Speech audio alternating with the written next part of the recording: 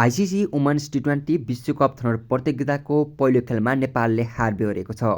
आइतबार कीर्तिपुर स्थित तिर्बी मैदानमा भएको खेलमा नेपालमाथि थाइल्यान्डले 8 विकेटको जित निकालेको थियो। नेपालले दिएको 123 रनको लक्ष्य थाइल्यान्डले 16.5 ओभरमा 2 विकेट गुमाएर पुरा गरेको छ। थाइल्यान्डका लागि नन्ताखन चन्दले अर्धशतक प्रहार गरिन्। उनले 39 बलमा 9 चौका र 1 छक्काको मद्दतमा नटआउट 57 रनको पारी खेलेकी थिइन्। त्यसअघि अर्की ओपनर अभिसारले 32 बलमा 28 रन बनाएकी थिइन्। उनलाई नेपालकी सीता राणा मगरले बोल्ड गरेकी थिइन्। 32 रन बनाएकी नन्तापतलाई पनि सीताले नै आउट गरेकी थिइन्। उनले 25 बल खेल्दा 6 चौका प्रहार गरेकी थिइन्। त्यसअघि टस जितेर थाइल्यान्डले फिल्डिङ रोजेपछि पहिले ब्याटिङ गरेको नेपाल विश्वभरमा 122 रनमा अल आउट हुन पुग्यो। नेपालका लागि ओपनर बिन्दु रावलले 44 रन र सम्झना खड्काले 26 रन जोडे भने अरू ब्याट्सम्यानले राम्रो प्रदर्शन भने गर्न सकेनन्। बिन्दु र सम्झनाले पहिलो विकेटका लागि 5.4 ओभरमा 52 रनको साझेदारी गरेका थिए।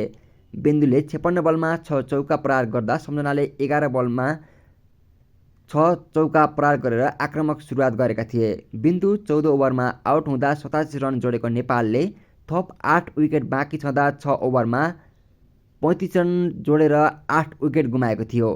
नेपालका लागि पूजा महतो 12 रन, कप्तान इन्दु वर्माले 6 रन, कविता जोशीले 3 रन, कविता कुमार 2 रन, रुबिना छेत्रीले 17 रन, सीता मगर 0 र रिया शर्मा 4 रनमा आउट हुन पुगेका थिए। बलिङमा थाइल्यान्डका थिपाचाले 4 विकेट लिएका थिइन्। आजदेखि सुरु भएको प्रतियोगितामा 10 टोली छन् भने 4 टोली सन् 2026 को जुनमा इङ्ल्यान्ड र वेल्समा हुने टी20 विश्वकपमा पुग्नेछन्।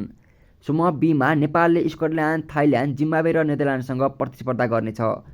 छनौटमा 10 देश सहभागी हुनेछन्। तीमध्ये शीर्ष 4 देश इङ्ल्यान्ड र वेल्समा सन् 2026 को जुनमा हुने महिला टी20 विश्वकपमा छनौट हुनेछन्। समूहमा शीर्ष 3 टोली सुपर 6मा पुग्नेछन्। सुपर 6बाट शीर्ष 4 टोली विश्वकपमा पुग्नेछन्। समूह एमा Bangladesh, Ireland, Papua New Guinea, Namibia र अमेरिका रहेका छन् भने समूह बीमा स्कटल्यान्ड, थाइल्यान्ड, जिम्बाब्वे, नेदरल्यान्ड्स र नेपाल रहेका छन्।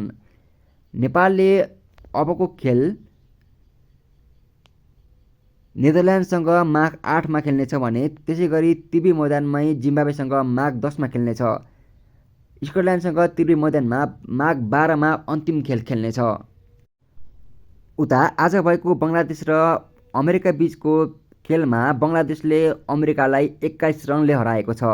बङ्गलादेशले दिएको 159 रनको लक्ष्य अमेरिकाले 20 ओभरमा 9 विकेट गुमाएर 137 रन मात्र जोड्न सफल भएको थियो।